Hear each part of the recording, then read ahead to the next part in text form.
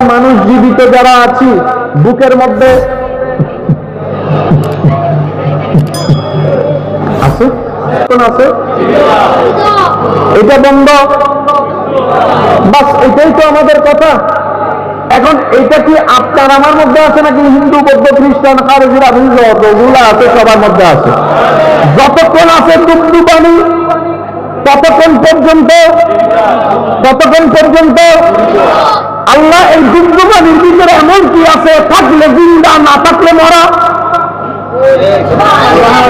এটা আছে, সাউন্ডটা আছে মানে জিন্দা, সাউন্ড নাই মানে মরা। কোন একটা মানুষ যখন এখানে বেহুশ করে যায় আমরা প্রথমে তার বুকের মধ্যে কি দেখেন আপনি কান লাগাইয়া ডাক্তার নাই তো একটা লাল্লাভ দিয়ে লাগাই দিচ্ছি কি আপনি দুগ্ধবান না সাহিত্য ঠিক না?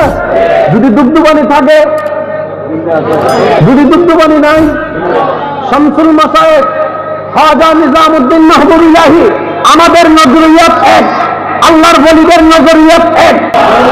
মগজে দেখে আল্লাহ তাদেরকে সেইভাবে আপন করে নিয়েছেন।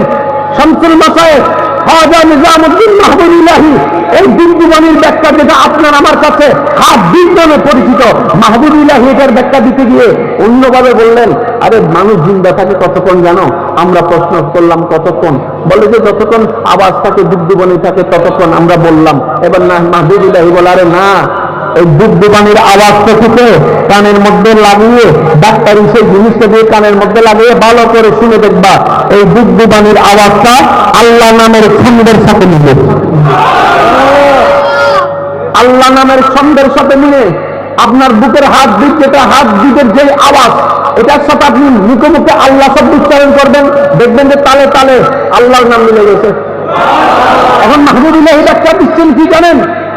একটা মানুষ ততক্ষণ জিন্দা যতক্ষণ তার দেহের ভিতরে আল্লাহ নামের জিকির চালু থাকবে ততক্ষণ সে জিন্দা, যেই দিনে আল্লাহ নামের জিকির বন্ধ সেই দিনে সে মরা।